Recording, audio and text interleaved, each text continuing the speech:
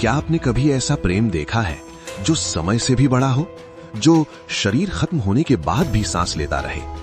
ये कहानी सिर्फ राधा और कृष्ण की नहीं, ये उस दर्द की कहानी है जहां इंतजार ही प्रेम बन जाता है।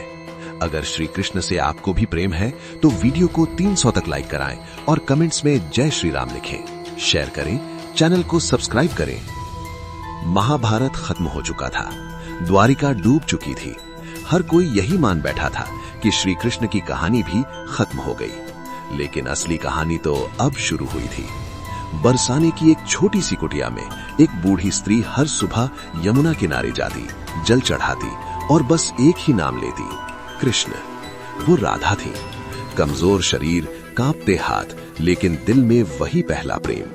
गांव वाले उन्हें साध्वी समझते थे, किसी को नहीं पता था कि ये वही राधा है जिनके बिना कृष्ण भी अधूरे थे।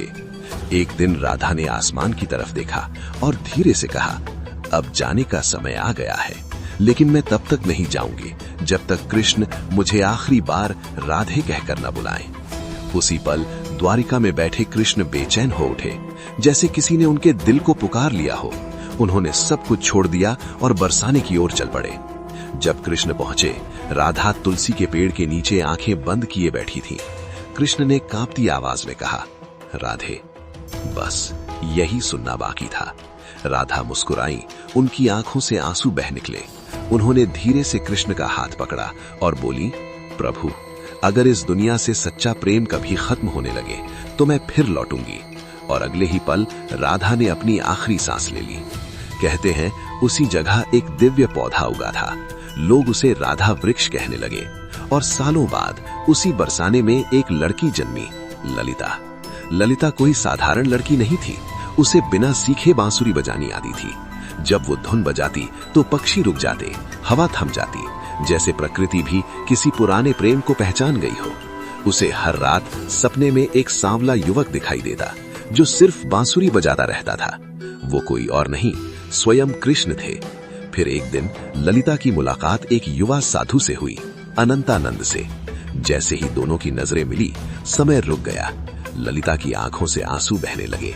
उसने धीरे से पूछा, क्या आज भी मेरी आवाज आपको सुनाई देती है? साधु मुस्कुराए और बोले, राधे, मैं तुम्हें हर जन्म में पहचान लूंगा। लेकिन समाज को ये प्रेम मंजूर नहीं था। लोगों ने सवाल उठाए, ताने दिए, फिर भी ललिता और अनंतानंद डरे नहीं, क्योंकि उनका प्रेम शरीर का नहीं, आत्मा का था। आखिरकार पूरे समाज के सामने अनंतानंद ने कहा, प्रेम कोई पाप नहीं, प्रेम वो एहसास है जहां दो आत्माएं एक हो जाती है। और उस दिन सदियों बाद राधा और कृष्ण का प्रेम फिर से पूरा हुआ। इसलिए कहते हैं, सच्चा प्रेम कभी खत्म नहीं होता, वो बस जन्म बदल लेता है।